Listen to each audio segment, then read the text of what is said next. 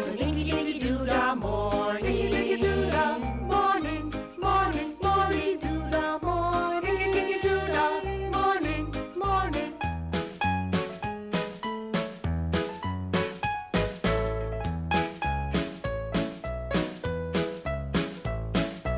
It's an inky dinky doo-dah morning. Inky dinky doo-dah morning. Morning, morning, doo-dah morning. Inky dinky doo-dah morning. Morning, morning. It's an inky dinky What the?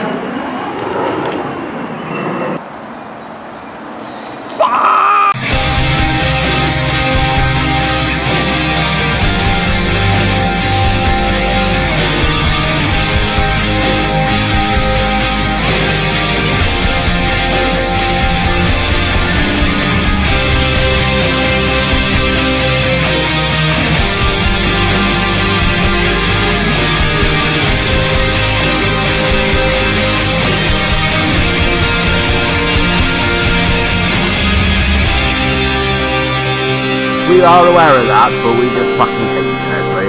Hope you die, bye. Ah!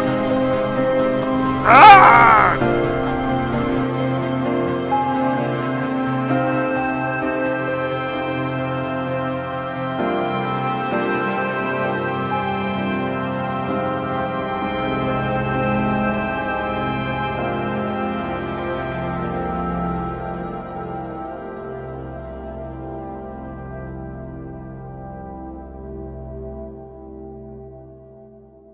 Okay.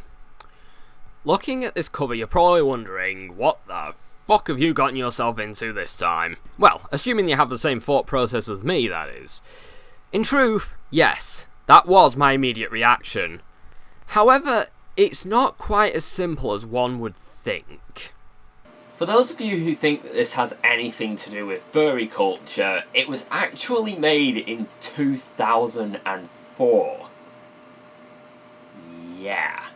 Most people would probably agree that furry culture wasn't even known to most people until late into the 2000s, and knowing that this was made in 2004, a few theories came to my mind as to why this game looks like it is. The central character looks like a regular human until you notice her ears. No, that is not a misshapen drawing of a human ear, that character is meant to be a sheep. Now, considering how low cut her skirt is, and how we're supposed to see all of her curves through her dress, my guess is that we're supposed to find her physically appealing. Yeah, an over-sexualized you.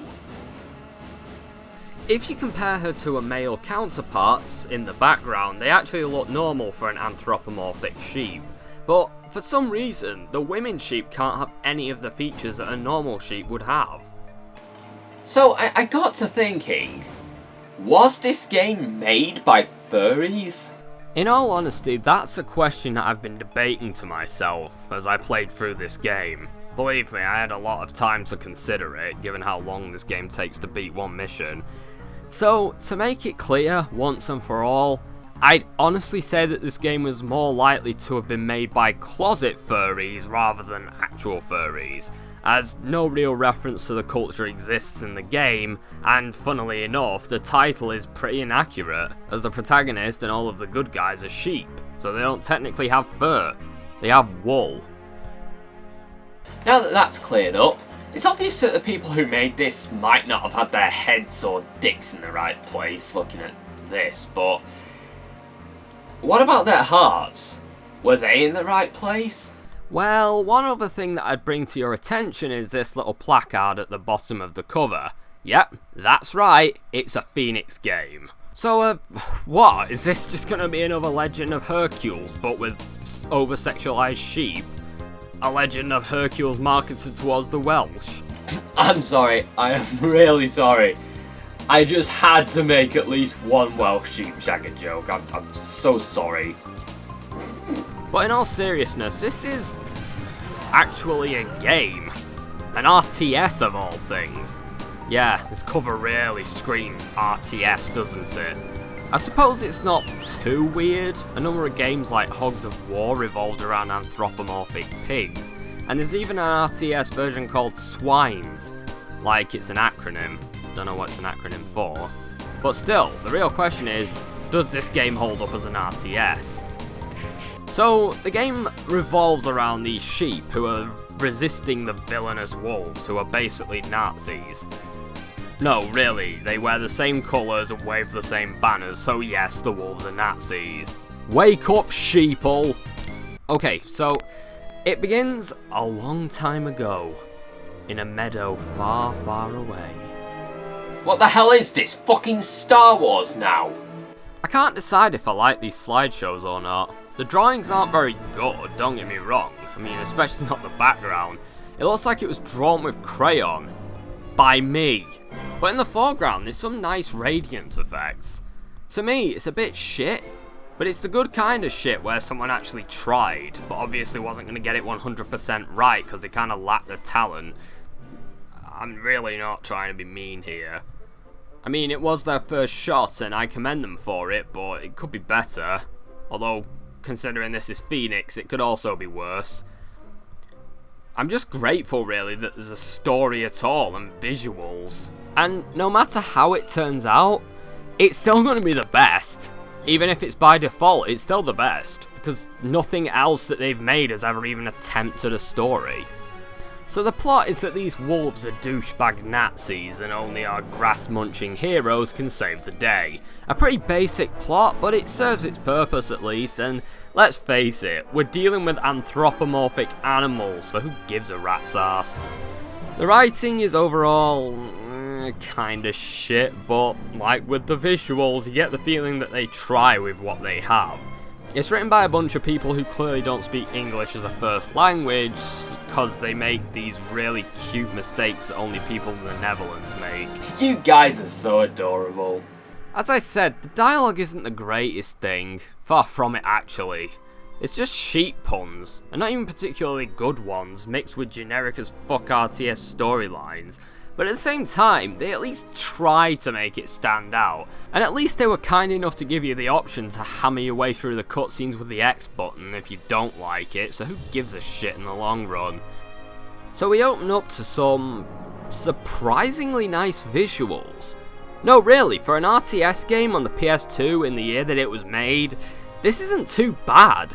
You can tell what everything is, it's colourful, there's a lot of foliage and debris scattered around the place, and there are even little animals and little things just scuttling around on the floor. I admit these don't look too good, but I do like the effort. I can't believe I'm saying this, but this Phoenix game doesn't actually look too shitty.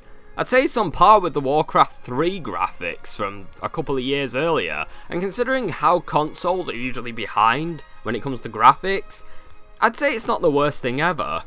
Now, I've only ever played one RTS game on the PS2, so I can hardly call myself a PS2 RTS buff, but then again, the actual gameplay is somewhat intuitive, especially for a first timer like me. You can select your units and group them up all around the map. It makes building up strategies somewhat easier when you need them further on down the line. There are 10 missions in total, and they all vary from rescuing officers, capturing enemy headquarters, getting through territories with as minimal losses as possible, and eventually destroying an evil doom fortress at the heart of a volcano. Which, now that I think about that sentence, is probably one of the most badass things I've said on this show. There's 3 characters to play as: the girl, who heals, the beefy veteran dude who does more damage, and the rookie who is light on his feet, and therefore moves faster and does pretty much everything faster. The beef veteran and the rookie can die since the girl can revive them. In fact, in one mission I lost Beefy Dude due to some carelessness on my part. Because of how isolated he was, I had to leave him KOIA until I was able to get Healing Girl to him. Because she has the power to heal, if the girl dies, the game is over. I find this to be a little unnecessary though. Shouldn't it be the case that the game's over once all 3 characters die? It'd make a bit more sense, and the player can always just restart if Healing Girl dies and they feel they'll need her. Now I know that Anita Sarkeesian is going to fucking crucify me for saying this, but I'd say that I'd prefer playing as the male characters a lot more than the female one, since A, they actually look like sheep, B, there's a lot less risk for them going out into the field of battle, and they also have more noticeable gameplay buffs as well. There's a fourth character, but all of her stuff is off panel. She's a spy character who just sort of drops in the Autocon chat room thing, and then she just leaves. It's a shame that the women are somewhat sidelined, but hey, I'm not exactly expecting BioWare levels of diversity here. I'm just amazed that there's a fucking convenient plot in this shit. So yeah, it could be worse. One thing I'd like to bring up, as it's some sort of a stark contrast in comparison to Stealth Force, the War on Terror, also known as Stealth Force Twat, but this game actually has some named characters in it. I know, it's frightening. They have dialogue, individual personalities, and names. Whoa. And I used to think Midas were the better of the two companies. Sure, they're all bland as fuck, but there's at least some effort to the characterization, and in a Phoenix game, that's going above and beyond the Call of Duty. Another thing that I can't help but love is the difficulty. Majority of the game is a piece of piss, but once it gets tough, it gets tough. That carelessness I mentioned earlier, that was when the harder difficulties just dropped on me like a ton of bricks. I wasn't expecting the curveball, and it was thrown at me nonetheless, and I lost my entire army in seconds. I still managed to recover though. As I said, this game is challenging, but it isn't too difficult and it isn't too frustrating. Though I was playing it on the easy difficulty, I didn't realise until after I beat the game when I looked in the options menu and found out that the difficulty is in the options. Duh, where else is it going to be? At the start of the game? I never technically failed a mission, but I had restarted once or twice. Sometimes it's necessary to do one fuck-up run just to see the entire map, or to know how to take down a boss before you waste all your resources on the attempt. One other thing that I like is the level design. It's actually quite nice, especially given that everything that needs to be in it is in it, and there aren't too many resources used too often. There are one or two red herring areas, but there's always something there to at least make it feel like it was worth exploring that section of the map. It's not just a dead-end wall, so it's kind of, sort of, intriguing. The layouts aren't too confusing or anything, as they didn't really do anything more than what was needed or what was expected in this instance, and it works. I mean, might as well have something simple but effective, right? There's also a number of interesting challenges, like defending your main base for 10 minutes against mildly threatening odds. I mean, I've got tanks, why is this even a problem? You also have to survive 10 seconds without a base at one point. And you also have to destroy a gate by destroying its shields, by destroying the generators that power it. But these generators also regenerate. Regenerators! You have to have your 3 characters stood at the generators and the gate in order to destroy them. The only issue is that this is where the allied units really become a problem. You see, they're so thick that they actually become a major issue. They're so dumb that they can't even live. They can't even preserve themselves. As I said, I'm not an RTS buff, but I'm pretty sure that one of the fundamental basics is having AI that can defend itself. Again, when I got careless, that was mostly down to the fact that I left these dumb fucks alone for a brief moment, and when I got back they were being rammingly fucked with no attempt to stop it. Come on guys, look alive! Like most RTS games, you actually have to build your units, and in all honesty, this is where it gets tedious and excruciatingly slow. The process sometimes feels like it's just holding you back so that you don't rush in and win immediately, and I feel that's another issue with the game. It's ungodly slow at the best of times. That is one of my biggest gripes with the game as well, that I just didn't exactly enjoy every minute of it, simply because I spent so much of my time just waiting for my units to grow in size, and there was no threat to put my growing units in jeopardy. Sure, sometimes units would attack me, but they were really ineffective, and a lot of the towers that I had to defend can actually defend themselves against the attacking units. Some of these missions take an hour to complete, which is both infuriating and good at the same time, since it's not so bad that I actually wanted to quit, as you do get a great feeling of satisfaction at the end of a mission.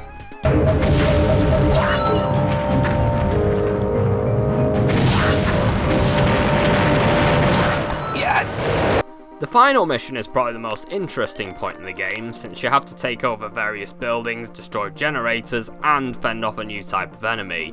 I personally like that there's an enemy save for the end of the game, though I would personally like to be able to say the same about your own units as well.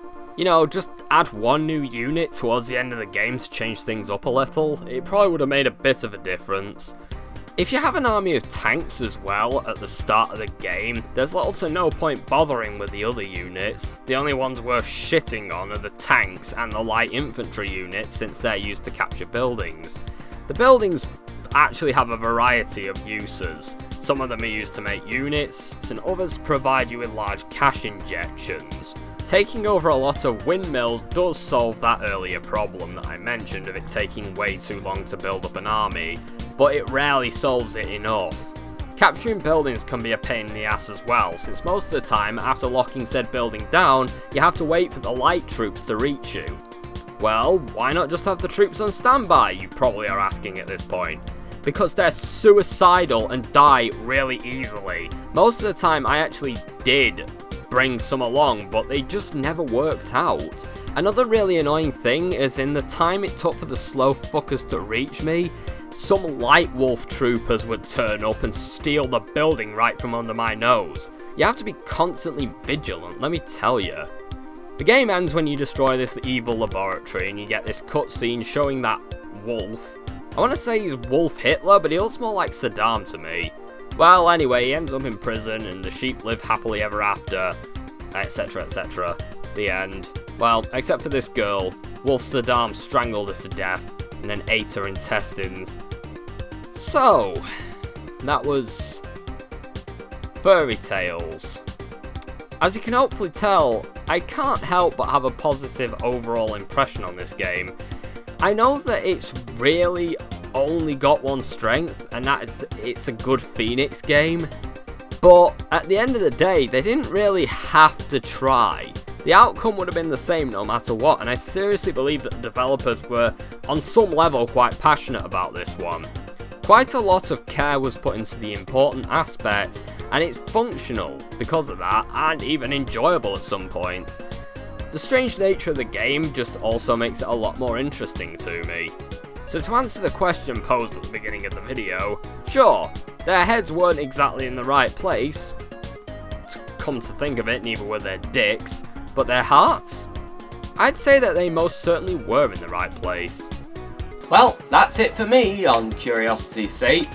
Join me next time where we enjoy an even worse game. Yeah. It's not going to be like this, or Desperate Housewives. I've played it, and it's bad. Real fucking bad.